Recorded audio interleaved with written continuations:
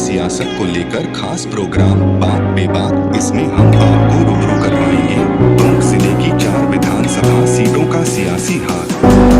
क्या रहे चुनावी वादे, अब उन वादों की क्या है हकीकत। सड़क से लेकर शिक्षा तक, पानी से लेकर रोजगार तक, बिजली से लेकर गांव के हाल तक, सबसे करवाएंगे रूबरू। दिखाएंगे ग्रामीण जिलों से सबसे विश्वसनीय भुगतान बिना किसी के दबाव के, बिना किसी के प्रभाव में हम करेंगे बात बेबात। टोंक के भाजपा जिलाध्यक्ष राजेंद्र पराना से, जहां विधानसभा चुनाव 2018 में पायलट ने भाजपा को चारों खाने चित कर दिया था और कब फिर से पायलट ने चुनाव लड़ने की हुंकार भर दी। इस विधानसभा चुनाव में पायलट के प्लेन को क्रेश करने की भाजपा की पूरी रणनीति के बारे में बेबाक बात करेंगे भाजपा जिलाध्यक्ष राजेंद्र पराना से। नमस्कार, आप देख रहे हैं बात राजस्थान और मैं हूं आपके साथ राहुल जांगिड़। राजस्थान की हॉट सीट माने जाने वाली नवाबी नगरी टोंक एक बार फिर से चर्चे में आ चुकी है। ये हॉट सीट इसलिए नहीं क्योंकि यहाँ पर कई लोग अपनी दावेदारी ठोक रहे हैं। ये हॉट सीट इसलिए है क्योंकि ये एक पायलट का गढ़ है। जहाँ पिछली बार भाजपा पायलट के सामने क्रैश हो गई थी, तो साल 2023 में क्या रणनीति रहने वाली है भाजपा की, जानने की कोशिश करेंगे भाजपा जिलाध्यक्ष राजेंद्र पराना से कि क्या है मिशन 2023 में पायलट को क्रैश करने की उनकी रणनीति। सर नमस्कार। सर संघ परिवार में आपका सफर कैसा रहा? मेरे 1971 का जन्म है और 1984 में मैं संघ का स्वयंसेवक बना।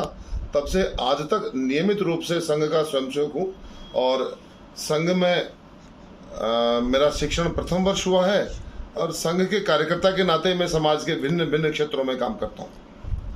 सर संघ परिवार में शिक्षा भाजपा की नीति में कितने मायने रखती है?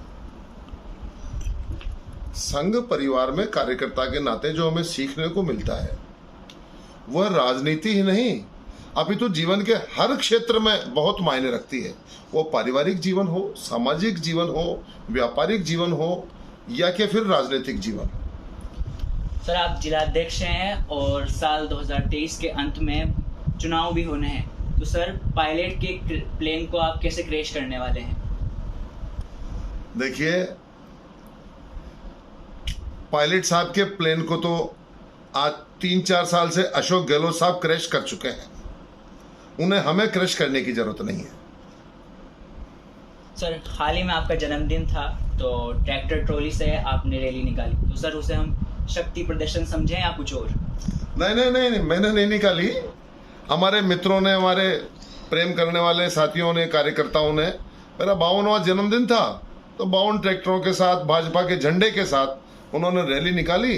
तो मैं समझता हूँ मेरी पार्टी का उसमें प्रचार प्रसार हुआ और मुझे जो मान सम्मान मिला उसके लिए सबका आभार। शहर के अंदर आपके दफ्तर की काफ़ी चर्चाएं देखने को मिलती है। एक और कई ग्रंथ हमें देखने को मिल रहे हैं और एक और आपकी मोदी जी के साथ एक फोटो काफ़ी चर्चा में है। उसको लेकर आपका क्या कहना है? ये जो 3 ग्रंथ हैं, इन 3 ग्रंथों से मुझ जैसे करोड़ों करोड़ों लोगों का जीवन निर्वहन होता है। मतलब मेरे जीवन में इन 3 ग्रंथों का बहुत महत्व है। रामायण जी, गीता जी और भारत का संविधान, इन तीनों ग्रंथों से ही मुझ जैसे करोड़ों करोड़ लोगों का जीवन कंट्रोल्ड है। तो मैं इनको रोज नमन करता हूं और आवश्यकता पड़ने पर इनका अध्ययन भी करता हूं। सर आप भी टोंक विधानसभा क्षेत्र से काफ़ी लंबे समय से विधायक की दावेदारी कर रहे हैं, उसको लेकर आपकी क्या रणनीति रहने वाली है? नहीं, मैं दावेदारी जैसा कुछ भी नहीं कर रहा। मैं पार्टी का कार्यकर्ता हूं। पार्टी जिस भूमिका में रखेगी उस भूमिका में रहने के लिए तैयार हूं। सर एक और पूर्व विधायक अजीत सिंह मेहता, पूर्व नगर परिषद सभापति लक्ष्मी जैन और बीना छामुनिया और नीलिमा आमेरा जैसे कई नेता, ऐसे में खंड खंड हुई भाजपा को आप एकत्रित नहीं कर पाए, उसको लेकर आपका क्या कहना है? नहीं, भाजपा एकत्रित थी, एकत्रित है और एकत्रित ही रहेगी। हम हमेशा कहते हैं संगठन में शक्ति है। मैं आपको यदि कुछ उदाहरण बताऊं तो इस कांग्रेस के शासन में भारतीय जनता पार्टी के सभी कार्यकर्ताओं ने मिलकर एक बार पुनः जिला परिषद में हमारा जिला प्रमुख बैठा है। जितने भी बड़े बड़े भव्य कार्यक्रम होते हैं हम सामूहिकता के भाव से उसको संपन्न करते हैं। 15 अगस्त को एक जो टोंक शहर में संगठन ने जो मोटरसाइकिल पे जो तिरंगा रैली निकाली वो हम सभी के संगठन का प्रमाण है। एक सर, हमें तो लगता है कि भाजपा के अंदर खाने शह मात का खेल चल रहा है। भाजपा के अंदर खाने शह मात का खेल नहीं चल रहा। भाजपा कांग्रेस को मात देने का खेल खेलने वाली है, ये मैं आपको कहना चाहता हूं। चलिए सर, हम सब कुछ ठीक भी मान लेते हैं, लेकिन संगठन के अंदर पदाधिकारी ही अगर टिकट की दावेदारी कर रहा है, तो अगर हम सभी दावेदार बन जाएंगे तो भाजपा या कोई भी पार्टी अब कार्यकर्ता कहाँ से लाएगी? ऐसा नहीं है कि सारे पदाधिकारी टिकट मांग रहे हैं, और ऐसा भी नहीं है कि सारे पदाधिकारियों को टिकट मिलेगा। लेकिन भाजपा में कोई कार्यकर्ता है तो उसे टिकट मांगने का हक है, उसका अधिकार है कि वो टिकट मांग सकता है। और ये बहुत सुंदर बात है हमारी भारतीय जनता पार्टी में। टिकट मांगने तक हम अपने अपने विचार रखते होंगे, लेकिन टिकट मिलने के बाद हम एक मुखी होकर के कांग्रेस को हराने में लगते हैं। ने अभी फिर से आगाज किया है कि वो फिर से टोंक से ही चुनाव लड़ेंगे, तो क्या हम सर फिर से मान लें कि फिर यूनुस खान की तरह फिर से कोई पैराशूट नेता टोंक में आएंगे? देखिए, पहले बात तो मैं आपको बता दूं, पायलट साहब अजेय नहीं है। इस देश में इंदिरा गांधी भी अजेय नहीं रही। अटल जी चुनाव हारे हैं, इंदिरा गांधी चुनाव हारी है, और तो और पायलट साहब ने भी चुनाव हारा है। तो जो भी कांग्रेस का कैंडिडेट आएगा उसे हराने के लिए भारतीय जनता पार्टी का कार्यकर्ता बूथ बूथ पे तैयार बैठा है। पायलट ने बीते दिनों एक बड़ा बयान दिया था कि भाजपा का बोरिया बिस्तर कर बांध देंगे, उस पर आपका क्या कहना है? अब पायलट साहब को देखो, राजस्थान की कांग्रेस में लोग कितना सीरियस लेते हैं ये तो मुझसे ज्यादा आप जानते हो। अब उस पार्टी में है तो उस पार्टी के अनुसार बयान देना उनकी मजबूरी है। बोरिया बिस्तर तो जनता इस बार कांग्रेस सरकार का बांधने वाली है। और टोंक में आप जातिगत वोट बैंक को कैसे साधने वाले हैं, उस पर क्या रणनीति रहने वाली है भाजपा की? भारतीय जनता पार्टी जाति की राजनीति नहीं करती है, राष्ट्रवाद की राजनीति करती है।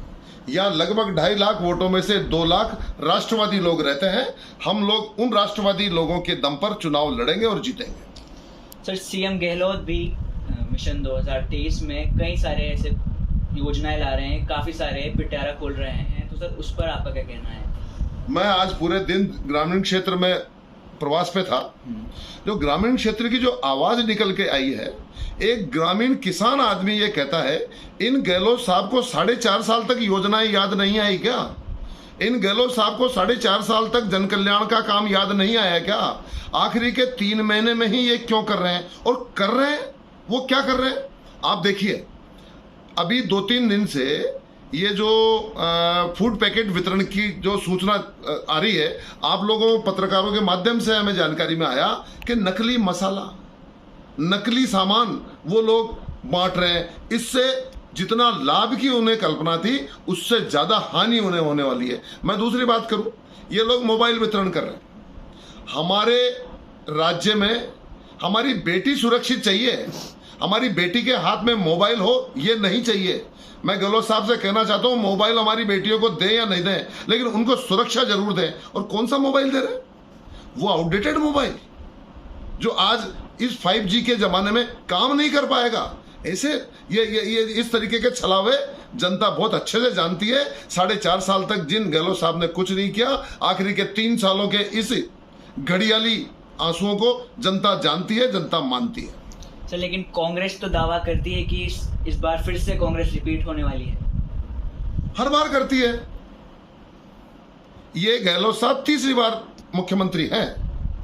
एक बार भी इन्होंने गवर्नमेंट रिपीट नहीं करी, तो मैं दावे के साथ कह सकता हूं इस बार भी इनकी गवर्नमेंट रिपीट नहीं हो रही, अपितु इनकी गवर्नमेंट डिलीट होने वाली है।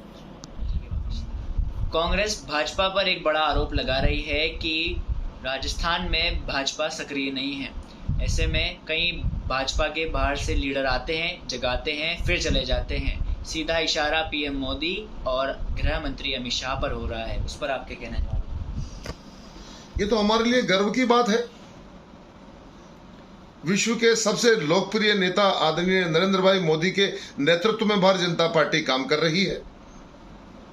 संगठन शिल्पी आदरणीय अमित शाह जी के नेतृत्व में हम सब लोग काम कर रहे हैं।